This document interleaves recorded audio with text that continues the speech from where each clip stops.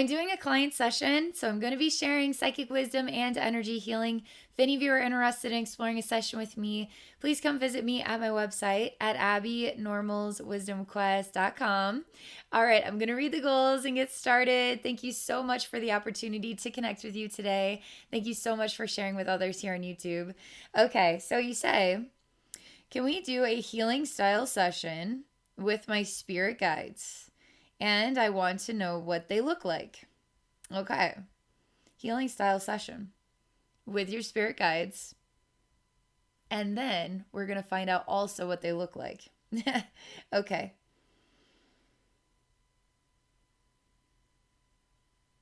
Hmm.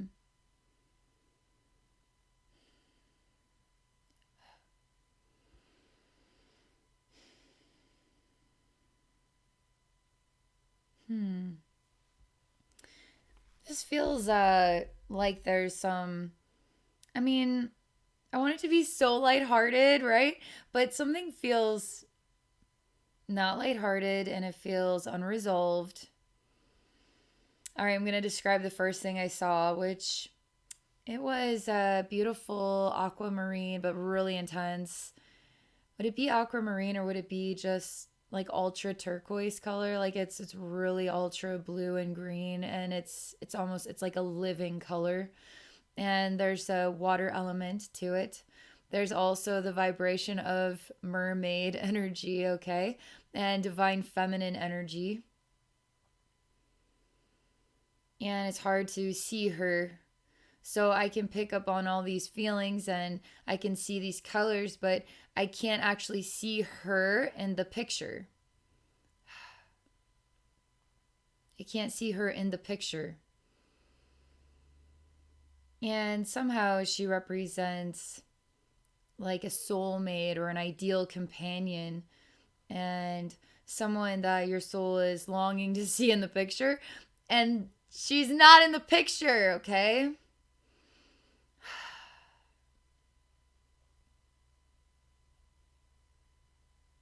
And I experience her moving, and she's behind you, very close. But you don't have the ability to turn around at this time to see what's behind you, to see in another direction. The only direction you can really take in is what's in front of you at this time, and then a little bit of peripheral vision. But you're not able to really expand the scope of everything that's around you. So it's sort of limited, okay? Your visibility is limited to what you're experiencing right now, what is in front of you right now, okay? So this message is kind of paralleling today. How many viewpoints can you access today? She does represent a physical persona, because I say, well, she's in your heart, so you don't have to see in every direction. She's in your heart. But her echo to me is no. She wants to represent physical form and an actual interaction, an exchange, like human to human or human to animal. That's a physical exchange, right? So we could say our deceased loved ones, our deceased pets are in our heart, right? Well, that's true. But we like it when they're alive still, that I could touch them, I could hug them, I could give them a kiss. But when they're in our heart, is sort of kind of like a dream. The physical experience is missing. She kind of reminds me of Medusa in a really good way, as in Medusa is an extraordinary persona. An extraordinary persona. Obviously, she's dark and twisted and wants to turn men to stone, and she lives alone in her own space, and she has all these snakes for hair, right? And her presentation is mysterious, a mysterious woman who has sort of an ancient past, a history about her, a mysterious history. But there's something kind of olden times, like Greek mythology olden times. There's something interesting about her hair. It doesn't have snakes. It's more in multitudes of mini braids. It's extremely long, and then the braids are kind of moved around. Her hair kind of is like kind of a work of art in a way. And some of it hangs down, and some of it is wound, just sort of swirled around her head, and creates kind of this bun, almost like a crown of hair on her head. She isn't Caucasian.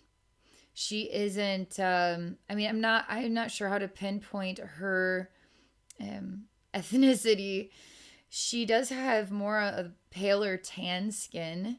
She has very thick lips. She has beautiful brown eyes, and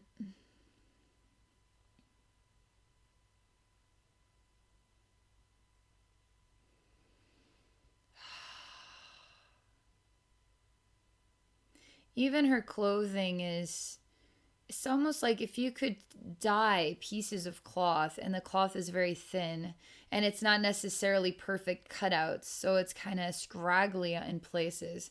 Now it creates this texture. So if you add different lengths and sizes of cloth together, and you kind of weave them together, almost like a quilt in a way, but it's way cooler than that. So let's say we have really red, and then really black, and then really purple, and then really blue. And you have these fringes that kind of go in every direction in each little piece of cloth. And then you sew them all together and create this really interesting looking dress. I ask her, why does it feel like you're alone in this sort of removed location, like a Medusa? Like you have to go somewhere to get to her, okay? I want to say that, okay, do you guys remember, maybe you've seen it, maybe not, The Golden Child? It's an awesome movie, okay? And then there's Eddie Murphy in it. It's a really great movie. Well, there's this sort of mysterious snake woman that's behind a wall, okay? So you only ever really see her shadow, and there's a moment where you kind of see her, and she smokes a long stick, and then there's a cigarette at the end. So there's smoke, there's always, she's smoking. So she kind of emanates also that mysterious ancient secret. And there's something about smoking, but it's not a cigarette, and it's more like a hookah type smoking. There's something very soft in the thickness of the smoke. It's very light. You could say it has a flavor to it. It's almost like inhaling a vapor, a mist, but there's something meditative. There's something spiritual about it. It's not altering your state of mind, it's just altering your state of being. It's sort of like a winding down type experience. But I'm asking her, why is she here alone? Why are you removed? And what do you have to do with, my client? What is your relationship here? She says something like, are you done looking at me? Have I described her enough for you? So, yes, I guess we did get down to the detail, didn't we? I'm gonna say, oh, I'm not sure yet. Let me just keep looking at you and see if I described you enough. I'm serious though. She doesn't wear much jewelry, actually. Hmm. So I'd say she's maybe 5'6", okay? Maybe 5'4". It's almost like her hair makes her taller than she really is. She's happy with that. And she's walking, she's happy with 5'4", okay? So she's sort of that's her height. That's just what she emanates to me. And then she's walking in front of me, and she's barefoot. She's walking towards, like, it looks like a bird path. It's basically a bowl, and then there's a stand, and then there's water in it, but it's not for birds, okay?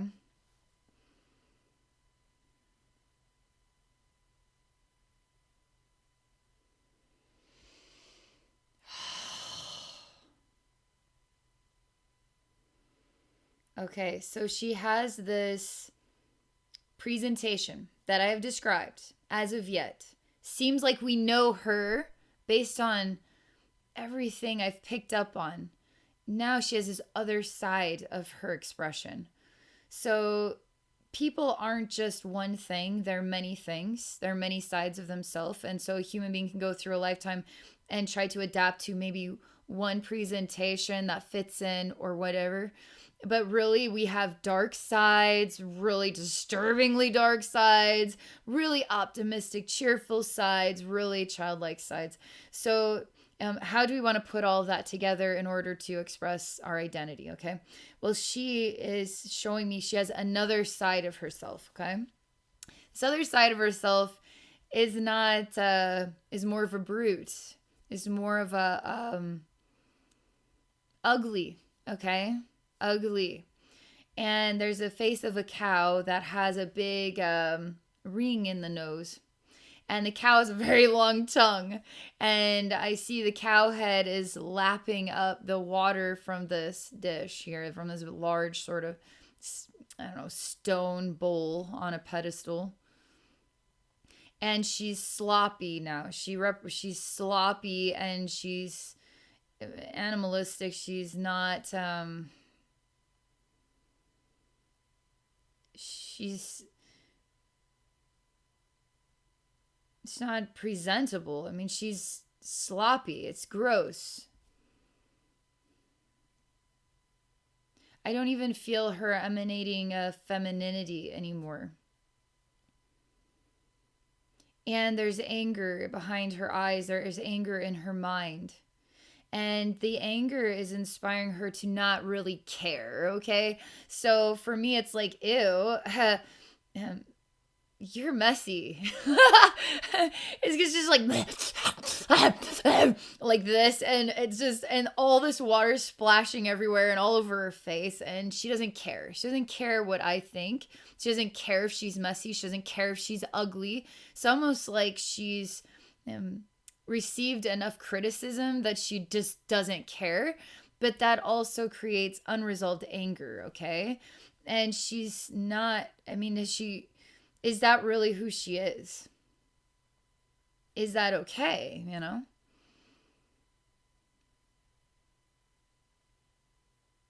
This she's emanating that this presentation is raw, rough around the edges.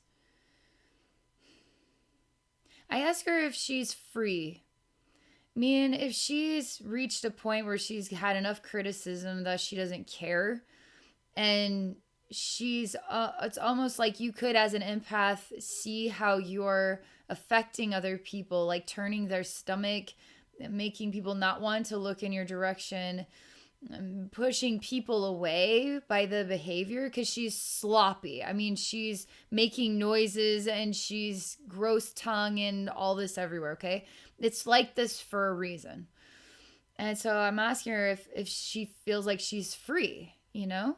Like, maybe there's something freeing about not caring what other people think, not caring about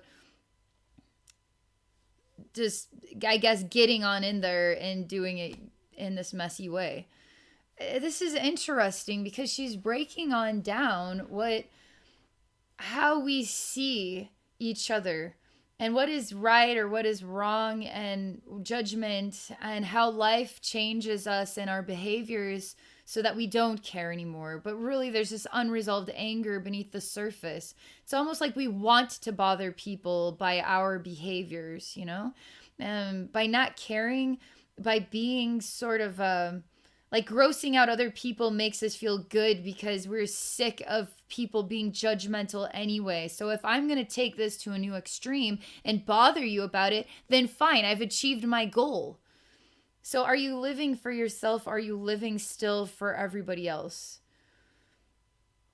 I feel like she's asking you a question. Are you living for yourself? Are you living for everybody else?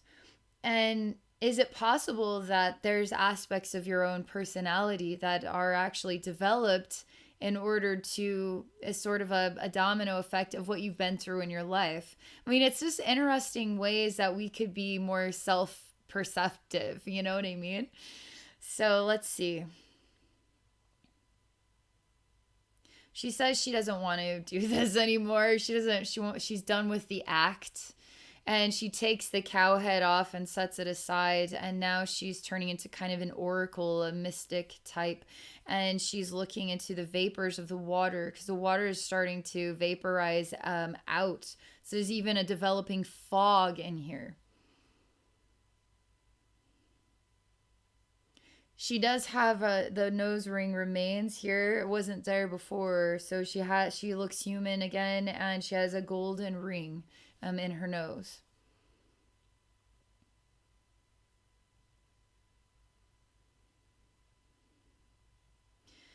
So she says, okay, so somebody who upholds self-respect, someone who upholds a state of dignity and one's own self, one's own self love, one's own presentation, one's habits of cleanliness is next to godliness. I mean, she's representing important um, unspoken rules to living a balanced life that is self loving. So to be clean is to be self loving. To make choices that are guiding you in this way is a godly choice, is a wise choice, is an enlightened choice. I mean, she's emanating that, okay? But as she emanates that, she sometimes falls off the path and acts more dirty again, more wild, more like she lost control of herself. And she's wanting you to think about what causes you to lose control of yourself. What is it to lose control of yourself? What is it to stray away from a self-love choice, a self-cleaning choice, behaviors that are bringing positive energy into oneself and encouraging positive energy, and how you emit your actions and behaviors influences others positively as well. So it makes others feel good around you. So that's something to think about. Why would you ever fall off the path? What would ever influence you to stray away from the behaviors of a wise and enlightened, self-loving, clean human being? Clean in thought, clean in body, clean in soul, clean in expression. What would ever guide you away from that? Why would you? Because she shows me, literally, she's showing me farm animals, and you become a pig in the mud and think it's cool or think it's funny or think it's great. Why though? Why would what inside yourself would it guide you into acting more like swine?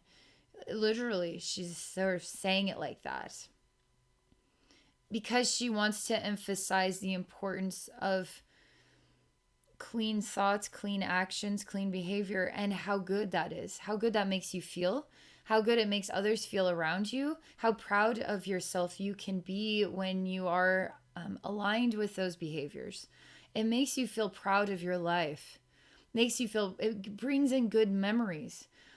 I'm just sort of going to step off for a moment to tell you just something to think about in my own life where the older you get, the more memories you have, right? And those memories, it's like, what did I really need to do that at that time? And you can never go back and change it. Like, you literally were that way at that time, and everything you said is a written word at this point, you know? But if you were to stay on the path, you definitely gonna have different types of experiences no matter what. You're gonna guide yourself into different memories and different experiences, whether you want to be a swine or you want to be a swan. But she's really emanating this positive, balanced, almost like a saintly, I mean, choosing to be an emanation of goodness and cleanliness and saintliness, of loveliness and lovingness. There's something about that path that is enriching and it is wholesome and it blesses your life. It blesses everyone who crosses your path. Not only blesses you, it blesses all the other souls. And you become like a poster board of something good in this world. Why would you ever stray away from that? Why would you ever stray away from that?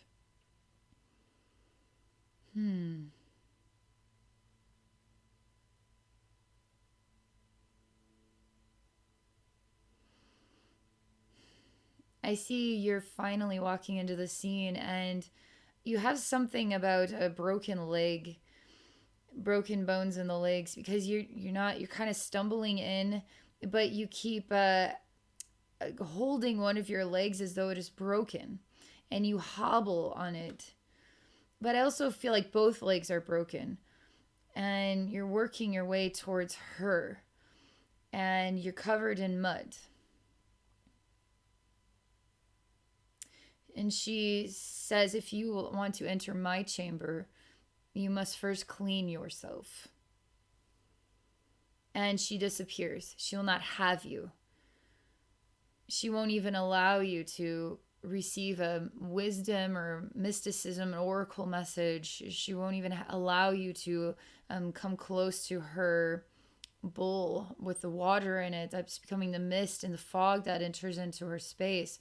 There's something about her relationship with the element of water and psychic ability. But also cleanliness is essential. And I will not associate with you when you bring yourself into my chamber like that. Clean yourself. Heal yourself.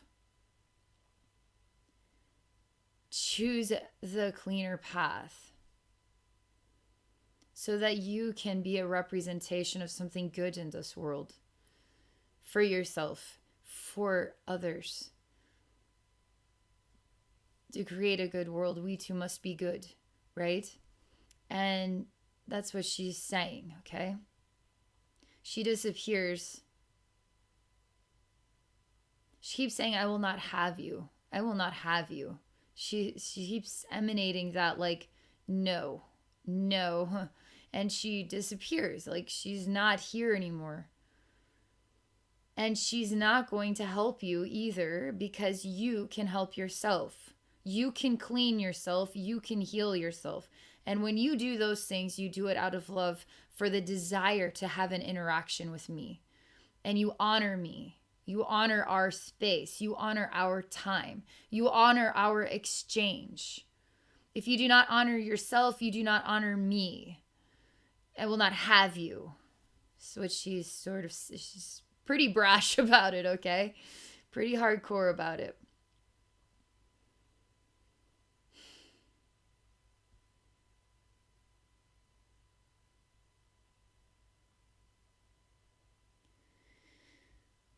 Sometimes I experience what your response is to that, and you're basically trying to explain yourself to her as to why it's not easy to stay on the path, because she asked the question, and why would you ever stray from it?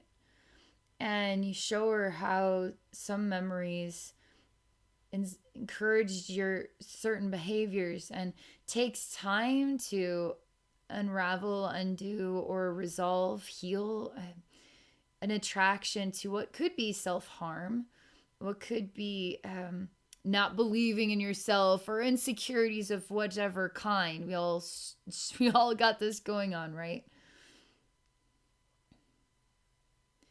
And you cry and you say, I'm trying. But she says you're not. And she is in the invisible right now watching you. So I'm going to touch her heart. I just want to see what happens, okay? I see, okay. She has struggled no different than you. She has found a way to conquer those behaviors, from being the gross cow at the trough of the water and then becoming something worth it, becoming something truly worth it for you? Are you becoming something truly worth it for her?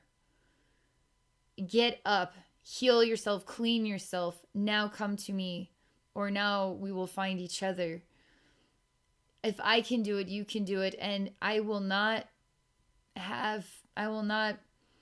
choose you unless you do this. Because you'll never reach my level of self-love, of self-awareness, of wisdom, of enlightenment, of what she is now, what she represents now.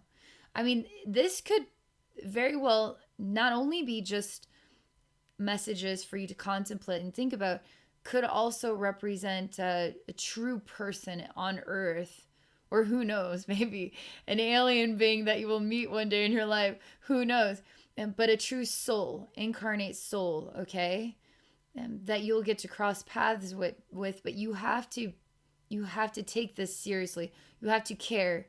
You have to strongly care. You have to get out of the gutter. I mean, how deep in the gutter are you? But she's really encouraging you to challenge yourself, to better yourself, to become the most you could ever be on the path of something that is saintly, literally a representation of something good in this world. You are good to yourself. You emanate goodness. Others see that and admire that in you. They aspire to be that now too. You think for a while on the ground in this cave place, in the water, in the fog, and her. She's very thin. She's watching from the invisible, okay? Vibrationally, she's not here, but she is still watching, okay?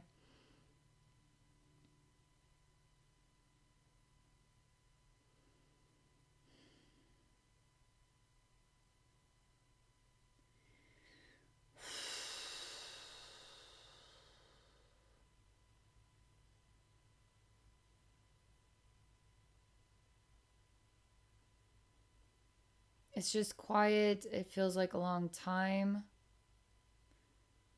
It feels like you're resting, meditating, and you're working from a very deep, almost silent place of healing. And that healing from that deep, silent place is revitalizing everything at the surface. And that doesn't happen overnight. It could be a slow process. Is 1 year really a slow process? It could be 5 years. Is that really a slow process? I mean, we want to win the lottery today. We don't want to wait 5 years and save money and kind of get close, to something better financially, whatever. You know how we are. We want things now, We want to be suddenly psychic. We want to suddenly, be fit, super in shape overnight. You don't want to work on anything. You don't want to take the time. But you are. You literally are in a deeper meditative state, and I can hear it from a place of true depth. And it's silent, but it is developing in a place of true depth, which is creating a concentrated effort to it. And that is expanding, that is reaching, that is cleansing every cell. That is happening basically in the dark. And it's a pretty powerful thing going on here. It is a deep cleanse. It is a deep cleanse.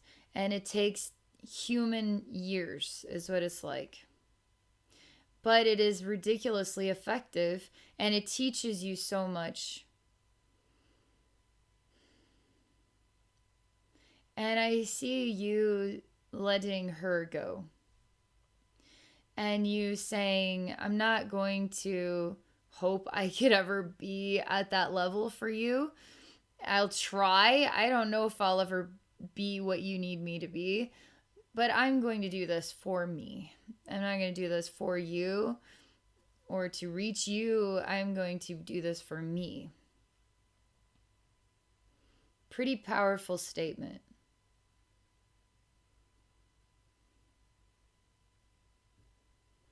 And I see a disconnect from her, and I see you moving into a space that is your own creation. And it is specifically for self discovery, rehabilitation, meditation, and it's in no rush. But it is accomplishing great feats, like great accomplishments um, are happening every day, really. It all accumulates, you know? It all accumulates. It's like when it rains, every drop matters. Otherwise, it wouldn't be rain, would it? Even if it rains a little bit, every drop matters. Every day of this process is an incredible day. And I just see you gaining so much, so much.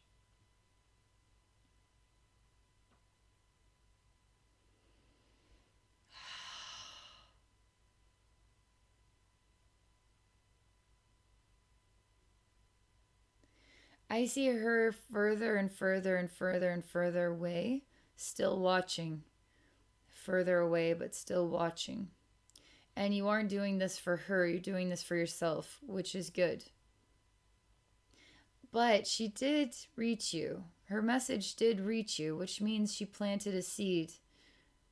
Whether you cross paths or not, you have had an exchange. And she is memorable. You will not forget this. You will not forget the detailed description of her expression as she wants to present it here in this session. So she is guiding you in a roundabout way. So she still shows me, like in the beginning where she is standing behind you, she is guiding you in a roundabout way. From behind, she is reaching you from the front. And I do feel her step into your shoes and remind you of who you are. This strong, collected, wise emanation that is admirable, that is influential just by how you uphold yourself. She's now, in my experience, feeling like a spirit guide more than like a potential incarnate being that you will cross paths with. She feels like she has represented that and now representing the spirit guide, okay? She also likes to emphasize that she is a soulmate.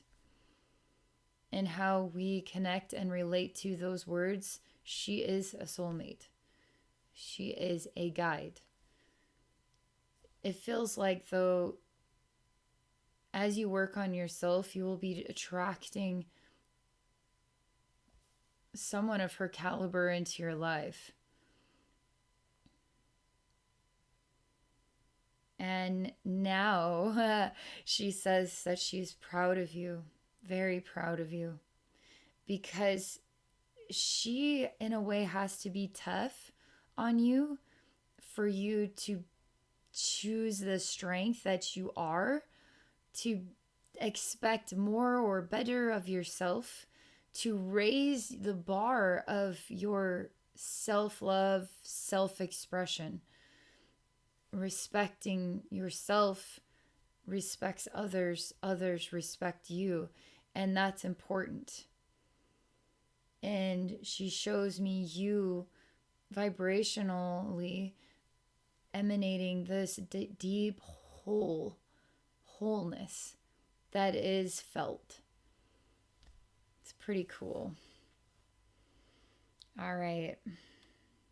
Thank you so much for this really one of a kind experience connecting with this guide.